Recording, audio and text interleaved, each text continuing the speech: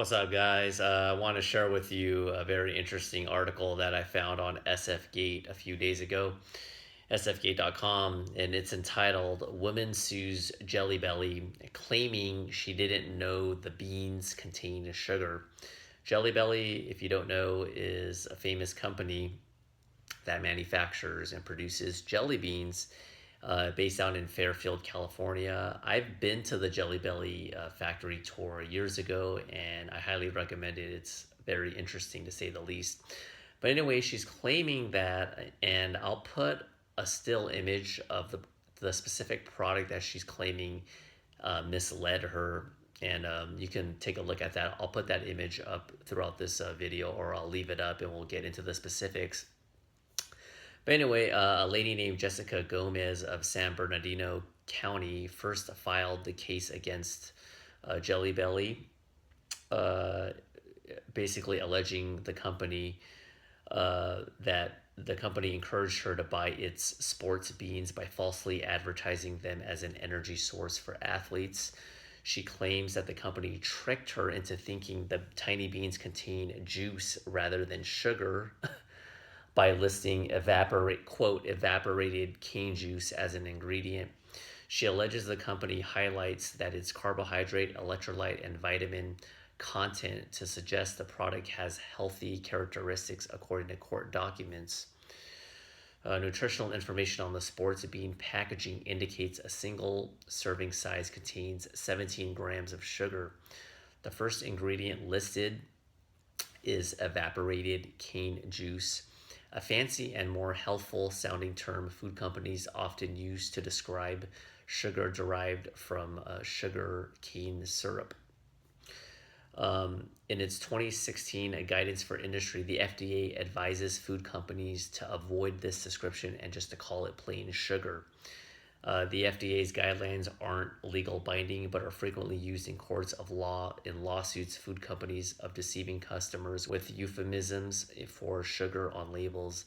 The most high-profile case was against Chobani yogurt for the use of evaporated cane juice.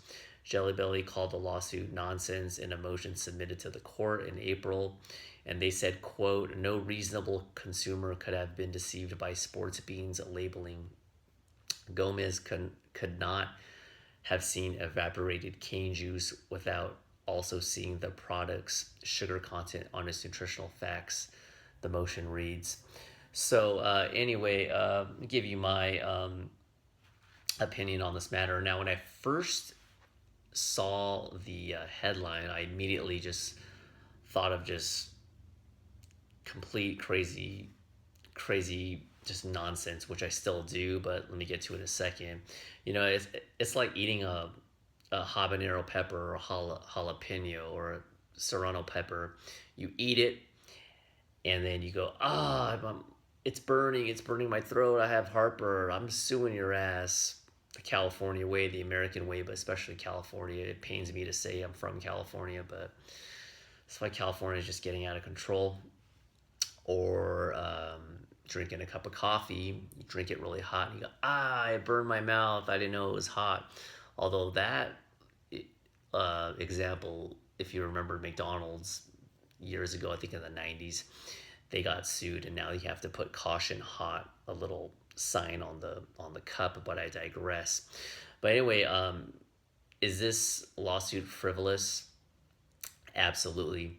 I will say though that these companies, they are straddling the line between trying to trick consumers into buying these products.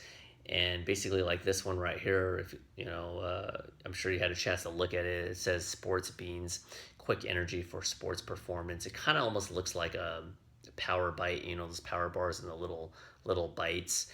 The competition is really rough in the food industry, and they're going to do anything to get your hard-earned money. So objectively speaking, can this be misleading for a person that has zero experience with working out? Absolutely. I'm a firm believer in, even in like common sports drinks like Gatorade, Powerade, all those popular sports drinks, unless it's like really high activity, I even don't feel like you really need those drinks unless you're really active. If you're just going on a brisk walk and then you're drinking like a full Gatorade, you're just getting unwanted sugar. So in that way, it's a little bit misleading. But at the same time, this lawsuit is still frivolous because no matter how you look at the situation, uh, even though it doesn't say just sugar and it says evaporated cane sugar or has some fancy term, if you're that worried about eating right and working out like this lady, this Miss Gomez, it says sugar in it regardless. And there's something called Google and personal responsibility.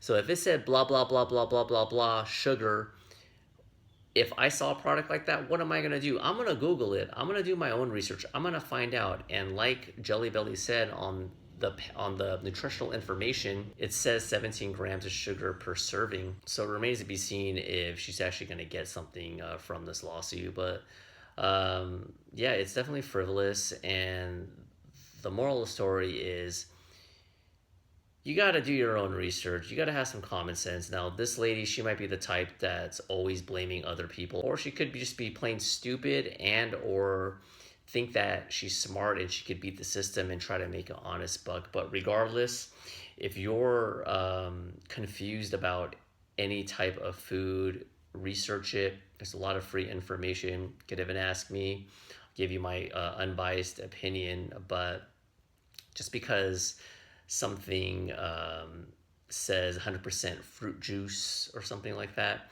like a lot of fruit juices, I'm not a big proponent for them because they do contain huge amounts of sugar. There are some health benefits, but I think it gets a little bit, there's a lot of gray area in between with sugar in general because it just spikes your insulin through the roof.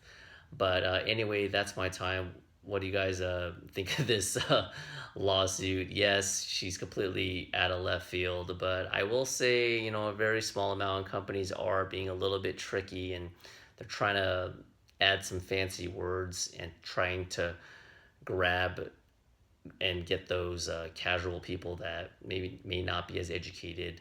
But at the same time, you got to take the responsibility because if you don't think for yourself, other people will, other companies will. That's my time. Catch you in the next video. Bye.